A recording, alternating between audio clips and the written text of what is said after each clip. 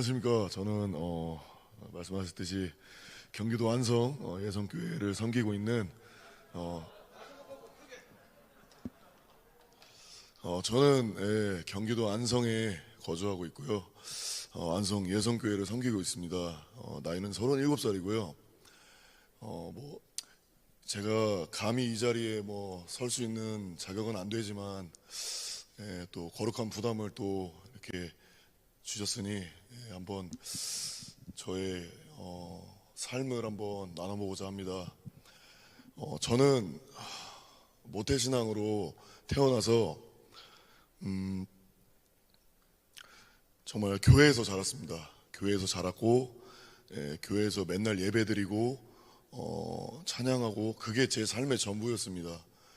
교회에서 예배하는 것이 저는 사실 제일 행복했었고 학교가 끝나자마자 초등학교 때도 학교 끝나자마자 바로 곧장 교회로 달려가서 교회에서 찬양하고 예배하고 그리고 부흥회가 있으면 항상 부흥회에 따라가서 부흥회에 대한 그 열정적인 그런 예배도 많이 드렸고 사실 어렸을 때는 그런 것이 그냥 따라다니고 그냥 형식적인 것이 저는 그냥 은혜라고 생각했었던 것 같아요. 어리니까. 그러다가 제가 이제 중학교로 올라가면서 저에게도 어김없이 사춘기라는 방황기가 찾아왔습니다. 방황기가 찾아왔는데 제가 중학교 때 그냥 남들 이제 세상 사람들 다 아는 이제 술 담배를 하기 시작했어요. 정말 어렸을 때부터 거룩한 삶을 살다가 이렇게 세상으로 이렇게 가게 된 게 제가 중학교로 올라갔는데 중학교에서 학교 끝나고 교회 가는 사람 저밖에 없더라고요. 그래서 사춘기라 그런지 그게 어느새 창피하게 느껴지더라고요. 그래서 그 이후로는 뭔가 아이들과 제가 못 어울리는 느낌을 좀 받았던 거예요. 그래서 저는 교회를 가면 내가 아이들과 어울리지 못하는 건가 이렇게 생각이 들어서 그때부터 하나님을 좀 멀리하기 시작한 것 같아요. 하나님을 멀리하기 시작하고 그때부터 친구들이 권유하는 뭐 담배라든지 술이라든지 이제 좋지 않은 그런 것을 제가 손대기 시작했습니다. 손대기 시작했고 저는 사실 그게 좋은지는 몰랐어요. 사실 뭐 좋은지도 몰랐고 그냥 나쁜 것은 제가 인지하고 알았지만 이것을 해야 그 아이들과 어울릴 수 있다는 그런 생각이 많이 들었어요.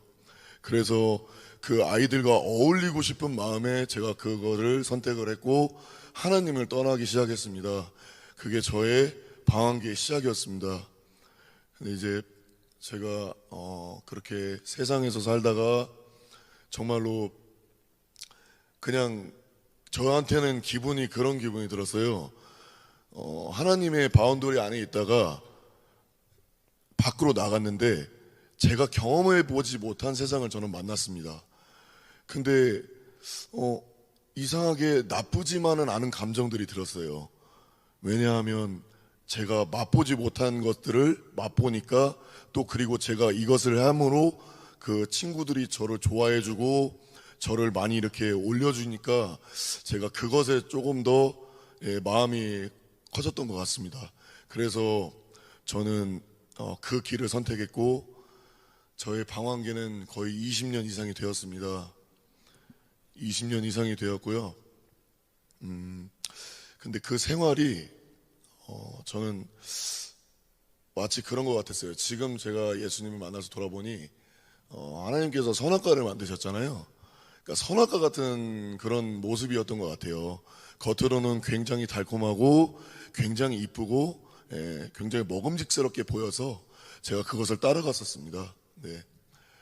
근데 이제 제가 한 20년 이상을 방황하면서 살다가 제가 사실 그 청소년기에 떠나서 한 번도 교회를 가본 적이 없어요. 저는 교회를 가본 적이 없었고 하나님한테 뭐 기도는 당연히 안 드렸었고요. 하나님을 아예 떠났기 때문에 그리고 누군가가 저한테 뭐 종교가 뭐냐 그러면 난 무교야, 난 믿는 거 없어, 난 나 자신을 믿어 라고 당당하게까지 얘기를 했었습니다. 근데 이제 제가 사실 교회 가는 것도 저에게는 부담이었어요, 사실. 왜냐하면 이제 세상에 제가 아예 물들어 버렸기 때문에 사탄이 저를 놓아주지 않으려고 했을 겁니다. 그런데 어느 날 저희 어머니께서 저한테 생전 교회 가자는 소리를 안 하셨거든요. 왜냐하면 제가 그 부분에 대해서 되게 불만이 있었고 그냥 저는 자유롭게 살고 싶었습니다. 근데 어머니께서 어느 날은 교회를 한번 가볼래? 라고 이렇게 던지시는 겁니다. 그래서 제가 그날따라 이상하게 한번 가보고 싶다는 마음이 들었습니다. 그래서 제가 한번 어머니를 따라서 교회를 한번 참석을 했습니다. 교회를 참석을 했는데 교회에서 이제 흘러나오는 찬양이 저의 마음을 되게 울렸습니다. 사실 그때 나왔던 찬양은 저는 잊을 수 없습니다. 그때 나왔던 찬양이 그 사랑이라는 아까 그 가수 형제분께서 불러주셨던 그 찬양이 제 마음을 울렸습니다. 제 안에 계신 성령님께서 저를 만져주시고 계셨습니다. 저는 사실 그때 눈물이 너무 많이 났거든요. 정말 제가 살면서 흘릴 수 없는 눈물을 계속 흘렸던 것 같아요. 태어나서 그렇게 많은 눈물을 흘려본 적은 없는 것 같습니다. 눈물이 계속 나는데 제가 눈물이 왜 나는지는 모르겠었어요.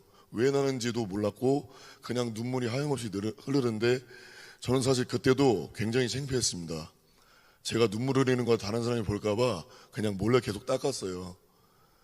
그리고 나서 집에 돌아오는 그 차 안에서 제 어머니한테 말씀드렸습니다.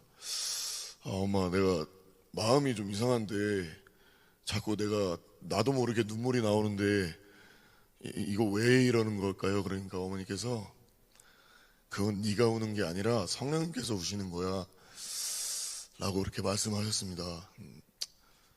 그래서 저는 그때 한번 깨달았던 것 같아요. 내가 우는 게 아니라 성령님께서 우시는 거구나. 그래서 그 다음 주에는 어머니께서 교회 가자는 소리를 저한테 먼저 안 하셨습니다. 제가 그냥 따라갔습니다. 따라가서 두 번째 출석했을 때 마찬가지로 흘러나오는 찬양을 통해서 제가 눈물이 나기 시작했습니다.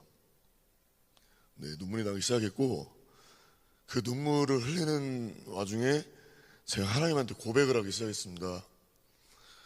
하나님, 저는 죄인입니다. 저는 하나님한테 갈 자격이 없습니다. 하지만 하나님께서 저를 받아주신다면 제 삶을 하나님을 위해 살겠습니다 라고 고백을 제가 저도 모르게 고백을 하기 시작했습니다. 그러면서도 처음 교회 갔을 때랑 똑같이 계속 하염없이 눈물만 나고 그냥 저는 죄인입니다 라는 말밖에 안 나왔습니다. 사실 계속. 그리고 나서 저는 하나님을 인격적으로 만나게 됐고요. 그 이후로 계속 하나님에 대한 사랑이 부어졌습니다. 제가 앞전에 술, 담배를 했다고 말씀드렸는데요. 제가 사실 하나님께서 저를 기다려주시고 저를 아껴주시고 저를 안아주시는데 제가 그 은혜에 어떻게 보답해야 될까 하나님께 제가 말씀드렸습니다. 저는 사실 어렸을 때부터 술, 담배를 하진 않았지만 그 술, 담배는 저한테 사실 인생의 낙이었습니다. 정말 낙이었고요. 근데 예수님을 만나고 제가 고백을 했습니다. 주님, 저 술, 담배 끊고 싶습니다. 제 안에 주님이 계시는데 제가 그 더러운 것을 넣기 싫습니다. 고백을 하기 시작했고 제가 주님께 말씀드렸습니다. 주님, 저 술, 담배 끊게 해주세요. 그리고 바로 다음 날부터 주님께서 끊게 해주셨습니다.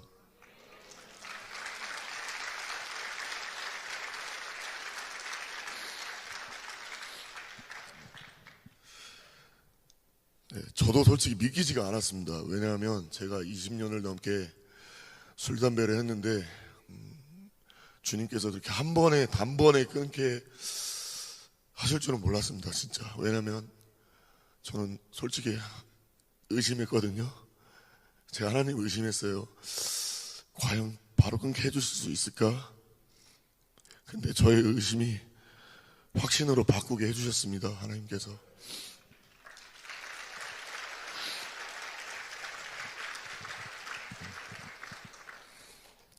그 뒤로 제가 술, 담배를 끊게 되고 하나님한테 다시 한번 고백을 하기 시작했습니다. 하나님, 제가 하나님을 위해 삶을 살기로 결단을 했는데, 제가 그 결단했는데 하나님 위해서 할 수 있는 게 뭔지 도대체 모르겠습니다. 제가 어느 날 거리를 지나는데 거리에서 찬양이 들리기 시작했습니다. 근데 그 찬양이 저를 또 마음을 울리기 시작했습니다. 그래서 제가 하나님한테 기도했습니다. 하나님, 그러면 제가 찬양으로 하나님께 삶을 바치겠습니다. 그리고 저는 곧장 서울역으로 달려갔습니다. 서울역에 달려가서 사람들 앞에서 예수님을 전하기 시작했습니다.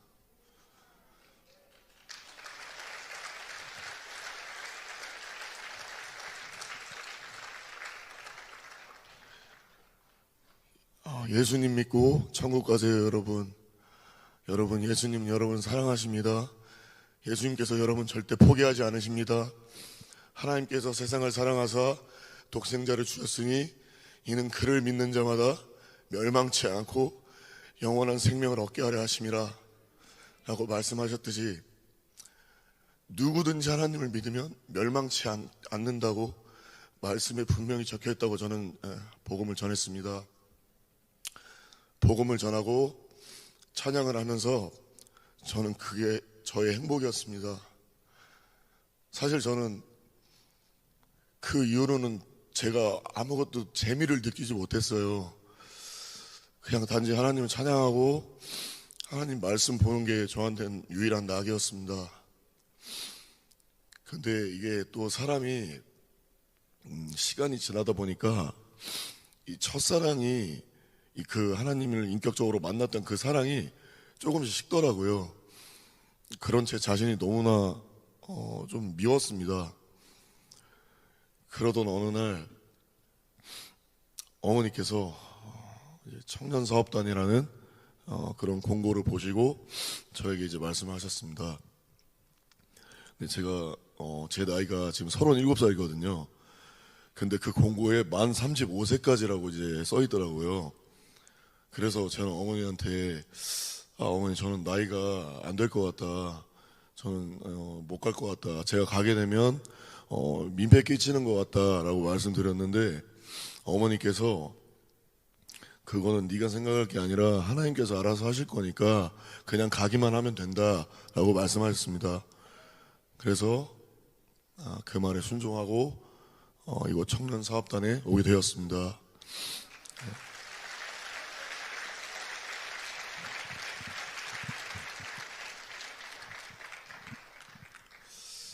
저는 사실 청년사업단에 오게는 됐지만 거의 반강제로 끌려왔기 때문에 저한테는 사실 굉장한 좀 긴가민가 마음이 있었습니다. 그리고 제가 여기서 또 말씀을 드려야 할 게 있는데, 저는 사실 정광훈 목사님을 이 청년사업단을 통해서 처음 뵙게 됐습니다. 실제로 제가 처음 뵙게 됐고, 사실은 정광훈 목사님께 정말 죄송하지만 저는 사실 정광훈 목사님을 굉장히 싫어했습니다. 굉장히 싫어했고요. 예, 제가 굉장히 의심을 많이 했습니다. 왜냐하면 아시다시피 지금 뭐 유튜브나 이런 영상에서는 굉장히 정광훈 목사님을 까는 영상이 굉장히 많이 올라와 있어요. 정말 많이 올라와 있고, 저 역시도 그런 영상을 보고 정광훈 목사님을 굉장히 의심을 많이 했습니다. 의심을 많이 했고, 정말 어머니는 저한테 항상 정광훈 목사님은 하나님께서 대한민국 선지자를 세우셨기 때문에 정광훈 목사님 말씀은 굉장히 좋아. 항상 나라를 위해서 헌신하시고 나라를 위해서 애국하는 이 애국자의 모습이 굉장히 열정적인 분이셔라고 말씀하셨는데, 저는 거기에 항상 반문을 했습니다. 어머니, 분별하세요. 어머니 분별하시고, 하나님께서 선지자 세울 때 그렇게 막 세우지 않아요. 어머니 제발 좀 분별하세요. 제가 지금은 이렇게 얘기하지만 그때는 굉장히 정색했습니다. 진짜 정색으로 말씀드렸어요. 그럴 때마다 어머니는 그냥 아무 대답도 안 하시고 그냥 묵묵히 기도만 하셨습니다. 어머니는 알고 계셨을 거예요, 아마. 예, 제가 나중에 회개할 거라는 거를 어머니는 분명히 알고 계셨습니다. 근데 제가 청년사업단에 와서 사실 저는 그 전에 한 번은 이런 마음이 들었습니다. 정광훈 목사님 말씀은 내가 한 번은 들어보고 싶다. 왜냐하면 이런 언론 플레이나 이런 것들을 보게 되면 계속 뭔가 안 좋은 모습들만 있으니까 뭐 이단이라고 그러고 뭐 사이비라고 그러니까 한번 들어볼까 내가 그런 마음이 있었는데, 마침 또 청년사업단에 와서 또 제가 들을 수 있는 또 기회가 생겼으니 제가 그것도 한번 궁금해서 한번 들어보고 싶었습니다.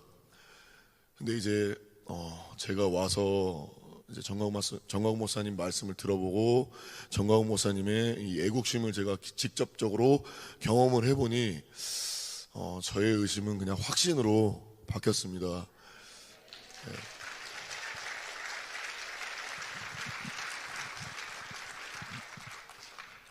제가 뭐 어떻게 바뀌게 됐냐, 뭐 때문에 그렇게 한 번에 바뀌게 됐냐, 의심해서 확신으로 가는데 너한테 결정적인 요소는 뭐냐라고 물어보실 수 있는데, 사실 그거는 제가 말씀드릴 수는 없을 것 같습니다. 왜냐하면 그냥 제가 와서 느껴보니 제 안에 성령님께서 저를 이끄신 것 같습니다.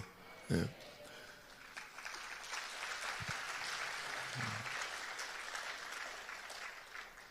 성령님께서 저를 이끄신 것 같고요. 저는 정광훈 목사님께서 항상 교단에서 욕을 많이 하시잖아요. 욕을 많이 하시고 뭐 문제의 개새끼라고 하시고 뭐 개자식 뭐 그러시고 하는데, 저도 사실 그거에 대해서 반감이 많았어요. 목사님은 항상 거룩하시고 욕하시면 안 되는 그런 직분을 가지신 분인데 왜 저렇게 강단에 서셔서 왜 자꾸 욕을 하시나, 그렇게 저도 약간 의심하고 막 좀 미워했었는데, 사실 여기 와서 바로 회개 드렸습니다. 예, 왜냐면 정광훈 목사님께서 문재인한테 욕을 한 건 맞습니다. 하지만 그 안에 사탄한테 욕을 하신 거거든요. 예.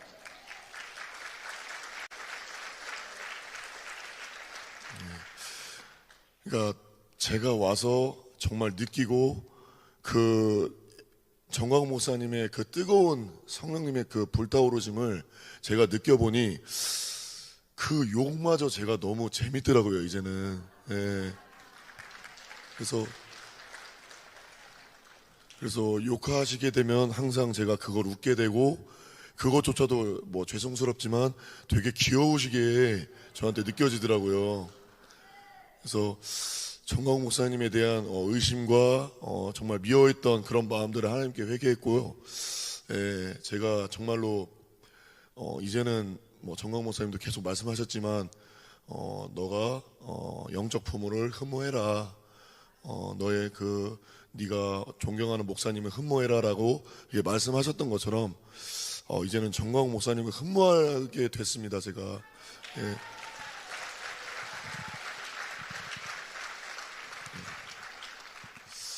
예, 그래서 저희 어머니께서는 전부터 사랑제일교회에 출석해봐라. 네가 가서 정광훈 목사님 말씀도 들어보고 한번 네가 경험을 해봐라 라고 말씀하셨지만, 저는 그때 아직 준비가 되진 않았거든요. 근데 이번에 저한테 확신을 주셨기 때문에 저는 한번 또 말씀을 들어보고 싶어서 이번 주부터 한번 제가 말씀 들어보러 갈 계획이고요. 예.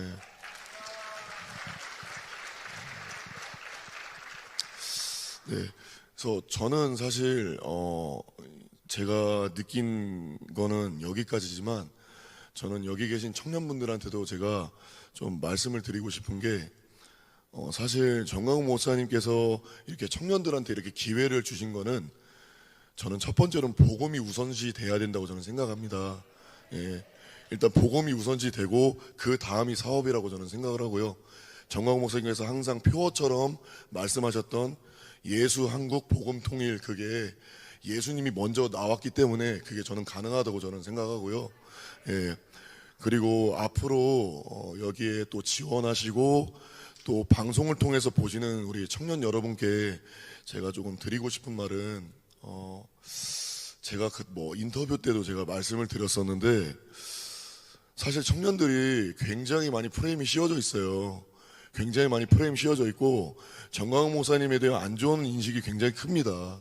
그리고 안희환 씨나 다른 또 다른 유튜브들이 짜집기 편집을 해서 그것만 집중적으로 올리니까 사람들이 그거에 세뇌가 되는 것 같습니다. 그래서 저는 그런 청년들을, 그 영상을 보고 정광훈 목사님을 의심하고 조금 미워하는 청년분들한테 저는 말씀을 드리고 싶은 게, 제가 앞전에도 얘기했었지만 그 사마리아 여인이 예수님을 만나고 정말 그 뜨거움을 받았거든요. 사마리아 여인에게는 몇 명의 남편이 있었지만 그 남편들은 다 가짜였어요. 가짜였고, 그 사마리아 여인은 굉장히 갈급한 여자였는데 예수님을 통해서 그 영적 갈급함이 다 해소가 됐거든요. 그 이후에 사마리아 여인이 동네에 돌아가서 뭐라고 했냐면, 와서 보라, 와서 한번 들어보라 라고 얘기했거든요. 저는 우리 청년들한테 그렇게 말해주고 싶어요. 와서 한번 직접 경험해 보세요. 네.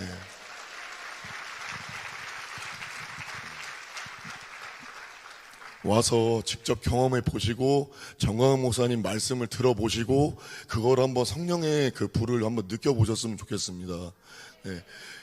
저는 그런 프렌드를 보고 사실 지금에서야 느끼는 거지만, 이게 사실 계속 영상을 편집해서 짜집기 하는 거는 그 안 좋은 모습만 보여주는 거거든요. 근데 사실 와서 말씀 전체를 한번 보셔야 돼요. 그것만 보시면 안 되고요. 말씀 전체를 보셔야 되고요. 또 우리가 성경을 볼 때도 내가 보고 싶은 부분만 보면 안 돼요. 그냥 창세기부터 요한계시록까지 다 보시고 그거를 이제 말씀으로 보셔야지, 부분 내가 보고 싶은 것만 보면 그건 하나님의 말씀이 아니라고 저는 생각합니다. 그래서 청년분들께서 어떤 판단하시기 전에 정광훈 목사님 말씀하신 거는 직접 한번 오셔서 한번 들어보셨으면 좋겠습니다. 네, 저는 앞으로는 사실 제가 예수님 처음 만났을 때 그 첫사랑 회복이 저는 1순위였어요, 사실. 근데 청년사업단 와서 제가 그게 완전 이루어졌어요, 사실. 예.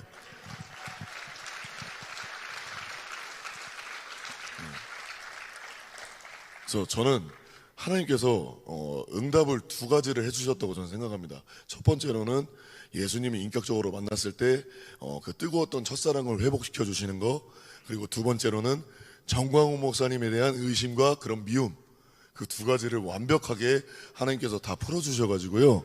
네, 저는 이제 날마다 행복한 날만 지내면 될 것 같습니다. 이상입니다. 감사합니다.